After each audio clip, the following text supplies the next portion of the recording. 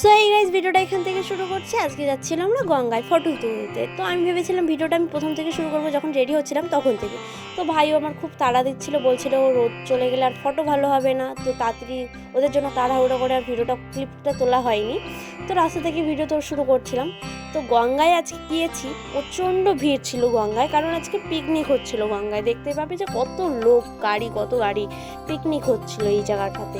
তো আমরা গঙ্গায় চলে এসেছি। গঙ্গা আসার পরে আমি ওকে কিছু একটা বলছিলাম, যে ও যেই ক্যামেরাটা দেখলো ও লজ্জায় চলে গেল। ঠিক আছে, কিছু বলার নেই ওকে আর।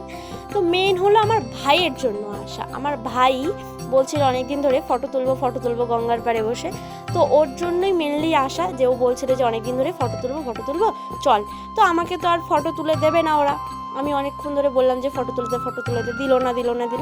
তো ফাইনালি অনেক বলাবলির পরে আমাকে দিল। তো আমি বললাম কি যে আমি সর্ষে ক্ষেতের ভিতরে নেমে যাই, ফটোগুলো আরও সুন্দর হবে। তো বলছে যে নামিস না, যে ওখানে লোক আছে, বকা দেবে তোকে। আর এই যে জামাটা দেখছো, এই জামাটা আমার খুব পছন্দের একটা জামা। মানে আমার যে ভাগ্নিটা আমার সাথে গেছে, ওর জামা এটা, ও বাংলাদেশ থেকে নিয়েছে। এটা হলো বাংলাদেশের জামা, মানে খুব সুন্দর জামাটা। আমার তো খুবই ভালো লেগেছে জামাটা। তোমাদের কেমন লেগেছে অবশ্যই কমেন্ট করে জানিও আমাকে। আর এই যে হলো আমরা একটা ভিডিও ক্লিপ নিচ্ছিলাম, এটা তাড়াতাড়ি করে নিয়েছি একটাই কারণ, যে তোমাদের ভালো লাগে দেখতে, নাহলে তোমরা অনেকটা বোর হয়ে যাবে।